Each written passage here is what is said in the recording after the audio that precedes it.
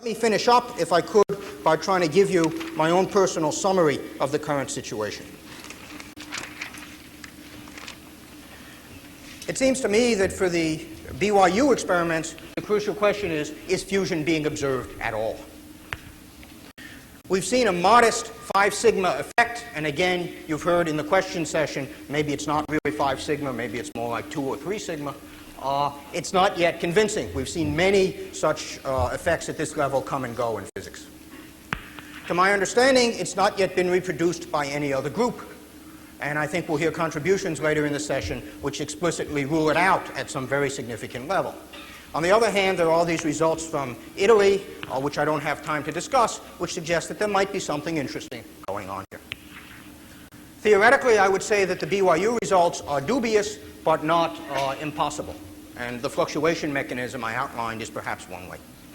My conclusion is that the current situation is gloomy, but not yet terminal, and one needs a few more sensitive experiments to decide what's going on. Let me then turn to the Utah experiments. Is the heat due to fusion? Seems to me to be the crucial question.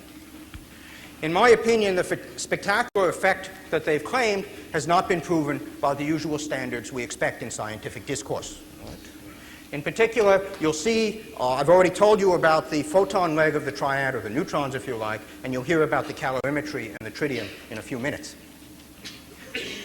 Secondly, we have no reliable report of reproduction of these experiments, despite strenuous effort by many groups around the world who bring to bear resources and expertise far greater than Pons and Fleischmann had to do this.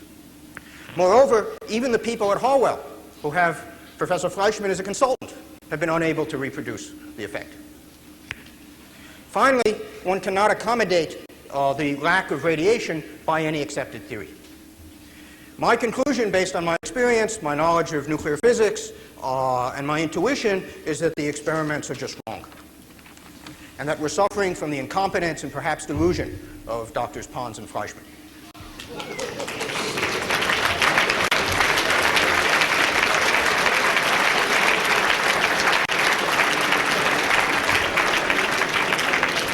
Let me conclude by remarking that the phenomenon of cold fusion was not unknown to the ancients. This is an Aesop's fable, which I would like to read to you. It'll just take a minute.